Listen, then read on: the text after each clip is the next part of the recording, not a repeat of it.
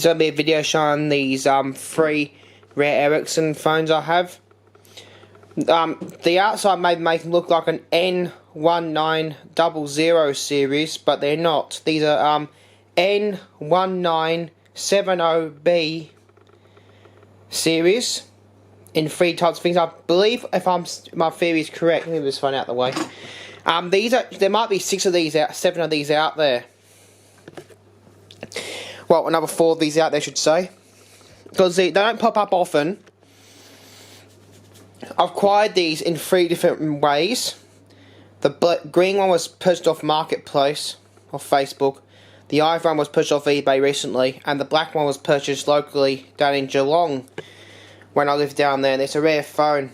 No, I lived up here and I went down there one day during around 2020 before the lockdown hit, and I was able to pick it up for quite cheap actually. No, it's a rare phone. I actually got that quite cheaply. It's $69 was quite cheap for a rare phone.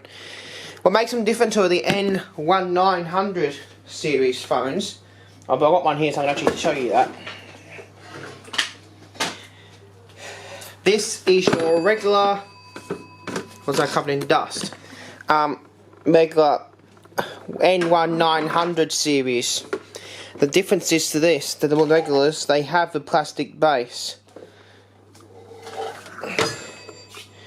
But these are not regular, because if I turn them around, I'll turn them all around so I'll show you this. They have a weird metal base. I'm not sure what's going on with these, but these are unusual Ericssons. Now, this one was supplied to telephone rentals. These 2 were used in Australia, I'm pretty sure, because I picked them up in Australia. They didn't have any telephone rentals labels in, but this one did. But it was used in England, and then it was brought over here, but someone had bodged the connection on. It was not original to the telephone. You'll see that in a second when I put the back over.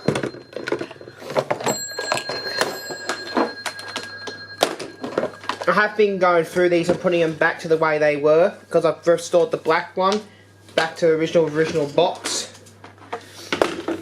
I did not get a green box for the green one, because I just took off the bodge connection and just put a little green box on the end, as you can see, the little green box with the RJ11. But this one, it has not been done any work done to the line cord end of this one yet. What it has on it is the bodged Australian connection, but the way it's done on the inside makes me think this is done by Telecom Australia.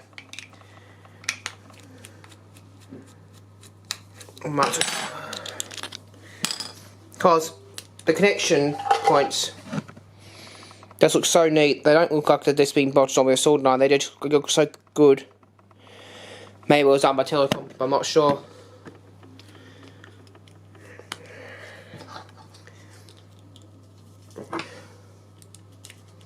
This phone I've restored as well, because it was really horrible yellow colour. It had no telephone rental sticker on the back. It was just peeled off by someone. So I've restored the phone back to either it's got to get some T-cut. Is it T-cut? Yeah, something like that. And polish it up. I haven't got some. I haven't been down to Autobarn yet to go and get some. But I'll show you inside these phones. You'll see what I mean about them being odd once I take these apart.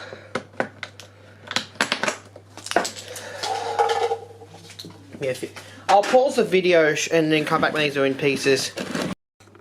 Right, this is what I mean about them being unusual.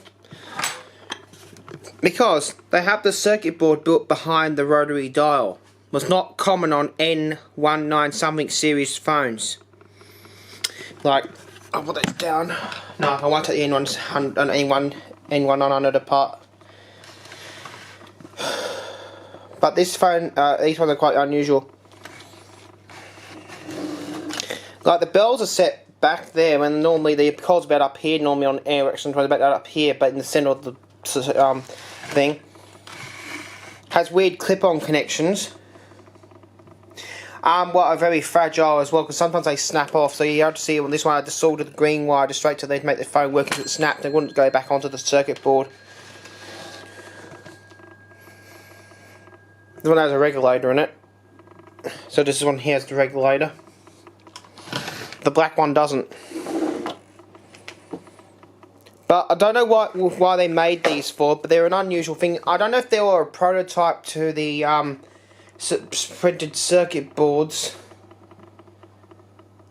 on N1900 and 706 clones. I mean 706 phones with GPU. I'm not sure if there was a prototype for that. But these were unusual phones. Even the transmitters, I mean the receivers are unusual.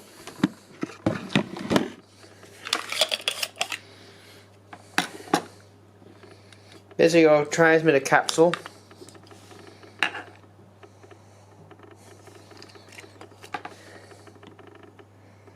All of them are like that. It's got the standard transmitter in them.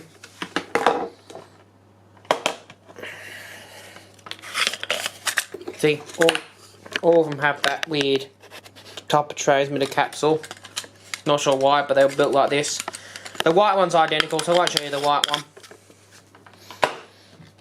Yeah, the white one's got identical, but it's also got a crack in the receiver capsule, so I was going to be very careful. No, it's got a crack in the capsule, that cap. I'm not going to replace it because it's the original one to the phone. But the N1970B is an unusual phone. I believe there's only 7 of them. I got 3 here. I think there's another 4 out there. Red, blue, grey.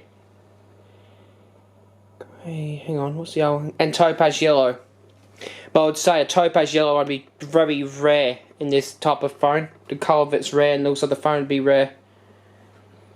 Because these are Ericsson N1970Bs. They're very rare. I didn't spend a whole bunch of money. I think I got this one for $100, but that was with 2 phones. I got this one for $69. I think I got this one for $50 off eBay, $40 for the phone, and $10 shipping from Sydney. But all of them had these plugs on it, was being bodged to the phones. These would not fit into these phones. They had the junction boxes on them, but hardwired to the wall sockets. Like this one has. This one has the box on.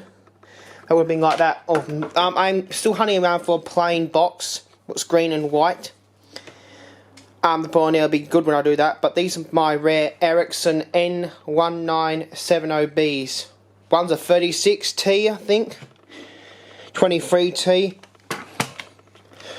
At the end of number 28T and 36T. But these are good phones. And they all function well.